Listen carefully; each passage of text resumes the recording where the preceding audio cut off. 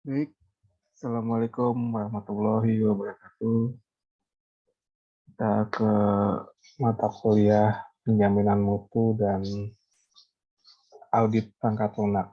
Di pertemuan satu ini kita akan bahas the software quality assurance system. Mana yang akan kita bahas untuk pertemuannya yaitu quality assurance di project component, kemudian development and quality plans, kemudian software project life cycle, komponen, dan review.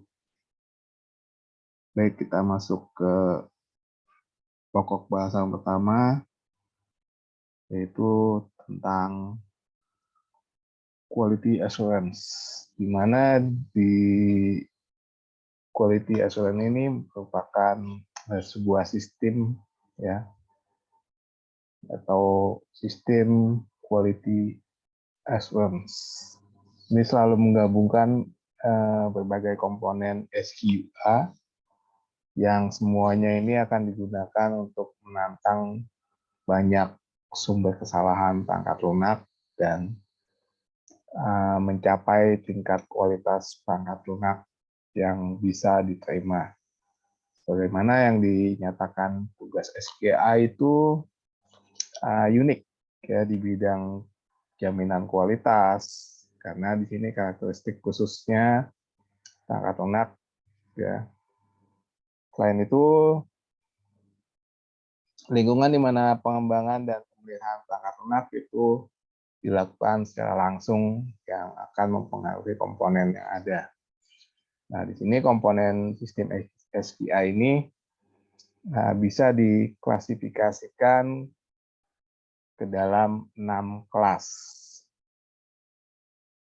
Nah, di sini kelas yang pertama yaitu komponen proyek, yaitu untuk memastikan bahwa komponen proyek telah ditentukan secara memadai dengan mempertimbangkan sumber daya yang diperlukan, kemudian jadwal dan anggaran, serta yang selanjutnya yaitu rencana pengembangan dan kualitas yang telah ditentukan dengan benar. Dan yang kedua, komponen penilaian kegiatan siklus hidup proyek, di mana siklus hidup ini terdiri dari 2 tahap, yaitu tahap siklus hidup, pengembangan, dan operasi pemeliharaan. Kemudian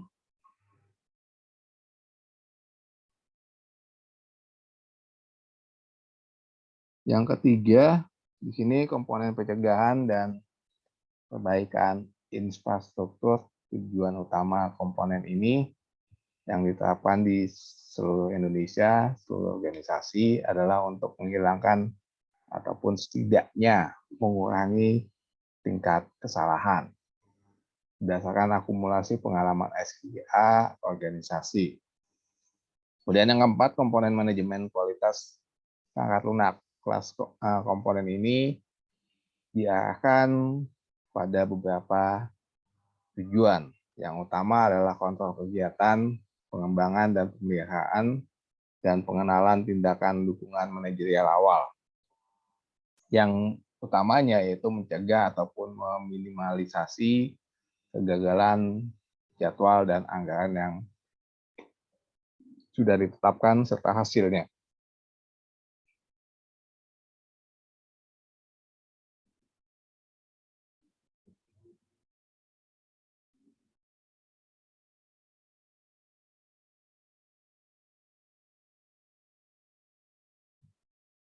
Kemudian yang kelima yaitu komponen standarisasi, sertifikasi, dan penilaian sistem SQA. Komponen ini menerapkan standar profesional manajerial internasional dalam organisasi. Ya, tujuan kelas ini adalah memanfaatkan pengetahuan profesional internasional. Kemudian yang kedua, peningkatan koordinasi sistem kualitas organisasi dengan organisasi yang lain. Dan di sini ada juga penilaian pencapaian sistem kualitas sesuai dengan skala umum, berbagai standar yang bisa diklasifikasikan ke dalam dua kelompok utama. Yang pertama, standar manajemen kualitas, dan yang kedua, standar proses proyek.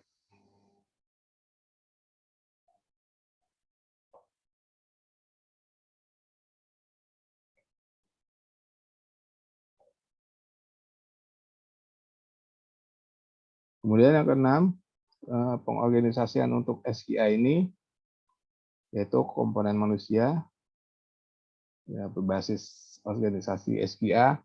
Ini termasuk manajer, kemudian personel penguji, kemudian unit SKA dan praktisi yang tertarik dalam kualitas perangkat lunak. Ini masuk ke dalam pengawas SKA, anggota komite SKA, anggota forum SKA, dan semua aktor ini berkontribusi pada kualitas perangkat lunak. Tujuan utama mereka ini untuk memulai dan mendukung implementasi komponen SKA, mendeteksi penyimpangan dari prosedur dan metodologi SKA dan menyarankan perbaikan. Sini ada gambar dari arsitektur SKA, yaitu dimulai dari project SKA-nya, yaitu beberapa komponen, ya, mulai dari design review, kemudian peer interview, kemudian expert opinion, kemudian software testing, kemudian software intelligence, kemudian ada SKA essential participant. Nah, di sini dalam project komponen dimulai dari kontrak review, di mana perangkat lunak bisa dikembangkan dalam kerangka kontrak, dan di sini bisa dinegosiasikan dengan pelanggan ataupun sebagai tanggapan terhadap pesanan internal yang berasal dari departemen lain. Nah, di sini pesanan internal bisa mencakup permintaan untuk mengembangkan sistem perangkat lunak firmware-nya, kemudian yang bisa ada dalam produk perangkat keras, kemudian pesanan untuk produk perangkat lunak yang akan dijual sebagai paket ataupun pesanan untuk pengembangan perangkat lunak administratif untuk bisa diterapkan dalam perusahaan. Kemudian dalam kasus ini juga unit pengembangan berkomitmen untuk melakukan spesifikasi fungsional, kemudian anggaran, dan jadwal yang bisa disepakati. Kemudian dilihat dari kegiatan peninjauan kontrak ini harus mencakup pemeriksaan yang terperinci. Di antaranya ada draft proposal proyek dan draft kontrak. Kemudian secara khusus kegiatan peninjauan kontrak di sini meliputi klarifikasi persyaratan pelanggan, kemudian tinjauan jadwal proyek, dan kebutuhan sumber daya. Kemudian yang ketiga, di sini ada evaluasi kapasitas staf profesional untuk melaksanakan proyek yang diusulkan.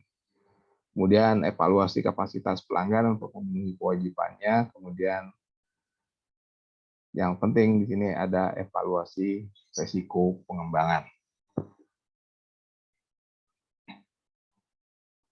Nah, di sini pendekatan serupa bisa diterapkan pada peninjauan kontrak perawatan. Ulasan tersebut itu mempertimbangkan selain melakukan koreksi terhadap kesalahan pelayanan pemeliharaan, mencakup adaptasi perangkat lunak dan aktivitasnya. Ya, di sini bisa saja dilakukan secara terbatas demi peningkatan kinerja. Ini disebut dengan pemeliharaan peningkatan fungsionalitas.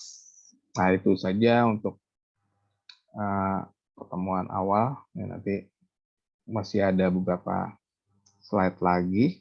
Ini hanya untuk permulaan saja dulu. Ya. Itu saya tutup ya. Assalamualaikum warahmatullahi wabarakatuh.